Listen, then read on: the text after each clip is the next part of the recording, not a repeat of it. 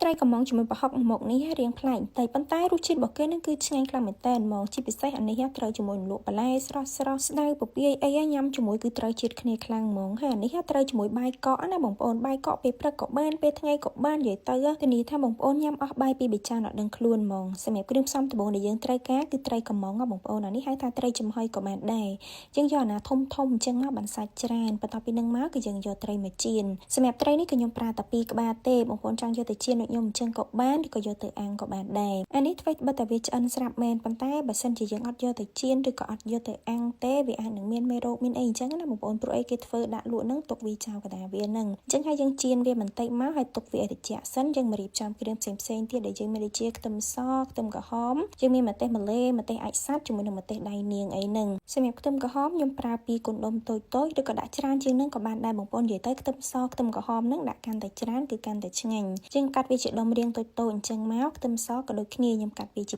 2អញ្ចឹងសម្រាប់ម្ទេសគឺខ្ញុំប្រើ3ប្រភេទដែរបងប្អូនមានជាម្ទេសម្លេម្ទេសដៃនាងជាមួយនឹងម្ទេសអាចសាច់សម្រាប់ម្ទេសម្លេអាធំហ្នឹងវាអត់ហល់ទេបងប្អូនហើយអានេះគឺខ្ញុំលាយជាមួយម្ទេសដៃនាងម្ទេសអាចសាច់ដើម្បីឲ្យវាកាន់តែហល់អញ្ចឹងទៅប៉ុន្តែបើសិនជាបងប្អូនអត់ចេះហល់ទេយើងសេរីមើលខ្លួនឯងអញ្ចឹងណាអាចដាក់តិចតួចតាមនឹងបានបន្ទាប់ពីហ្នឹងមកយើងយកគ្រឿងទាំងម៉ានមកហ្នឹងយកទៅលេងលើភ្លើងតិចលេងប្រហែលជាខ្ទង់5-6នាទីតតែវាឡើងសបល់កឡាត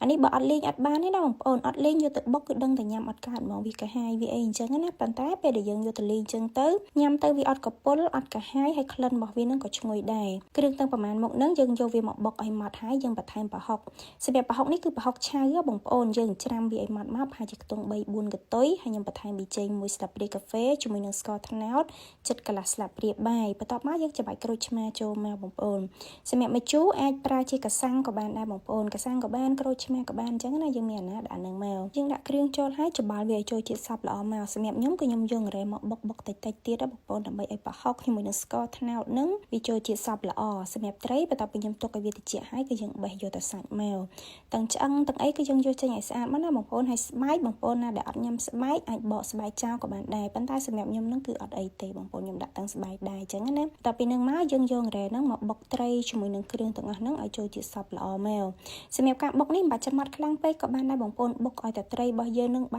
កមកល្មមចូលជាតិជាមួយនឹងគ្រឿងសព្វល្អអញ្ចឹងទៅបន្ទាប់ពីនឹងមកបងប្អូនអាចភ្លក់មើលហើយថែមថយគ្រឿងបានសម្រាប់ខ្ញុំហ្នឹងគឺខ្ញុំបន្ថែមក្រូចឆ្មាមួយចំណិតជាមួយនឹងស្ករ1ស្លាបព្រាកាហ្វេទៀតប៉ុន្តែបងប្អូនអាចសេរីបានទេយើងជួយចិត្តរបៀបម៉េចយកប៉ុណ្្នឹងអញ្ចឹងណារសជាតិនេះគឺយករៀងដិតប្រហុកបន្តិចបងប្អូនដិតប្រហុកប្រៃផ្អែមមកល្មមហើយរៀងជូរមកល្មមអញ្ចឹងទៅចាក់បងប្អូនបន្តិចសម្រាប់ប្រហុកបើសិនជាបងប្អូនណាដែលអត់ចង់ដាក់ប្រហុកឆៅទេអាចយកប្រហុកនឹងទៅអាំងបន្តិចក៏បានដែរប៉ុន្តែខ្ញុំគឺខ្ញុំដាក់ប្រហុកឆៅអញ្ចឹងណាប្រហុកឆៅវាឈ្ងុយហើយរសជាតិនឹងក៏ដិតល្អដែរហើយសម្រាប់អានេះគឺយើងដាក់តែប្រហុកទេបងប្អូនយើងអត់មានដាក់អំបិលដាក់ទឹកត្រីឬក៏ដាក់ម្សៅស៊ុបអីទេដោយសារត្រីចំហុយនឹងក៏វារៀងប្រៃដែរអញ្ចឹងហើយយើងបន្ថែមប្រហុកទៅបន្តិចទៅរសជាតិប្រៃរបស់វានឹងគឺមកល្មមហីអញ្ចឹងហើយបើសិនជាបងប្អូនធ្វើអាចប្រយ័ត្នកន្លែងរសជាតិប្រៃនឹងបន្តិចផងព្រោះអីបើសិនជាយើងដាក់ប្រហុកច្រើនឬក៏បន្ថែមអំបិលបន្ថែមទឹកត្រីអីទៀតគឺដឹងតែរឹតតែប្រៃហ្មងសម្រាប់បន្លែយើងញ៉ាំជាមួយបុកត្រីកំងហ្នឹងបន្លែដូចបន្លែទឹកគ្រឿងបន្លែប្រហុកអញ្ចឹងបងប្អូនគ្រាន់តែថានេះខ្ញុំញ៉ាំទៅត្រូវរសជាតិឆ្ងាញ់ហ្នឹងគឺមានពពាយជាមួយនឹងស្ដៅអានេះផ្ទាប់ទៅគឺត្រូវជាតិគ្នាខ្លាំងមែនតើហ្មងបងប្អូនស្ដៅនេះគឺខ្ញុំដាក់ជាមួយនឹងសាឡាត់ស្រួយឬក៏បងប្អូនប្រើសាឡាត់ធម្មតាក៏បានដែរសាឡាត់បន្តិចម៉ែវស្ដៅបន្តិចម៉ែវ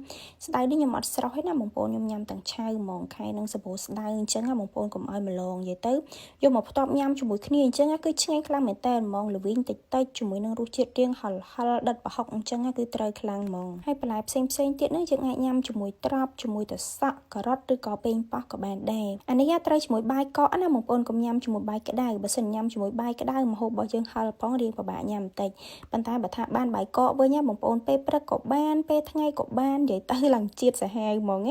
ាហើយសម្រាប់វីដេអូរបស់ខ្ញុំក៏មានតែប៉ុណ្្នឹងដែរបើសិនជាបងប្អូនមានជាមតិយោបល់ឬក៏ចម្ងល់អីអាច comment បានអរគុណច្រើនជួបគ្នានៅវីដេអូក្រោយៗ